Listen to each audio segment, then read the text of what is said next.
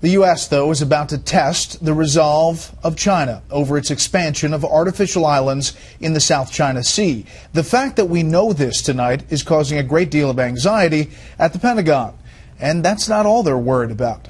National Security Correspondent Jennifer Griffin has that story tonight.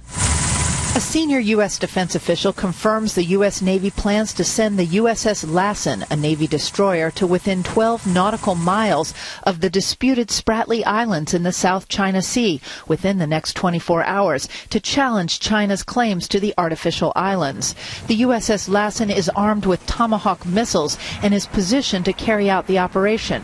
Senior Pentagon officials are angry about the leak and may even consider calling off the operation due to security concerns. The Spratly Islands are the artificial islands that China has been building, adding miles of shoreline and laying down what look like military runways, adding to concerns of U.S. allies who want the U.S. Navy to protect these valuable shipping channels. President Obama met with the Indonesian president at the White House today to discuss the effort to defeat ISIS and concerns about Chinese aggression in the South China Sea. Defense Secretary Ash Carter and Chairman of the Joint Chiefs General Joe Dunford leave for Asia on Friday. Meanwhile, U.S. Pentagon and intelligence officials are warning that an uptick in Russian submarine activity near vital undersea cables could cripple the nation's ability to communicate in the event of a war. If you make cuts in the right places, take you months, years to go out and maybe repair and try and figure out where these cuts were made.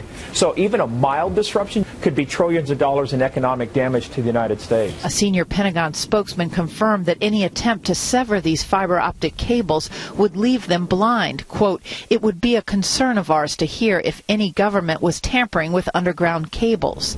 The commander of U.S. naval forces in Europe said recently Russian submarine patrols have risen by 50% since last year and pose a direct threat to NATO. The Pentagon took note last month when a Russian spy ship, the Yantar, cruised along the east coast of the United States en route to Cuba near some of these vital undersea cables. Bret? Jen, what can you tell us about this video released this weekend showing that hostage rescue in Iraq? It was released, Bret, by the Kurdish government, much to the consternation of some in the U.S. military, because it clearly shows U.S. Delta Force operators in a combat role, helping with the rescue. Constant gunfire rings out in the background. Hostages are pulled from cells. The black flag of ISIS is in the background. The prisoners are frisked during the process. CENTCOM then released this video from the nose cone of the U.S. warplane that destroyed the ISIS prison from the air. It is a more clinical picture of war. These videos attempt to answer the question, was the operation worth it? Army Master Sergeant Joshua Wheeler, an elite commando, was killed during the raid. Bret? Jennifer Griffin live at the Pentagon. Jennifer, thank you.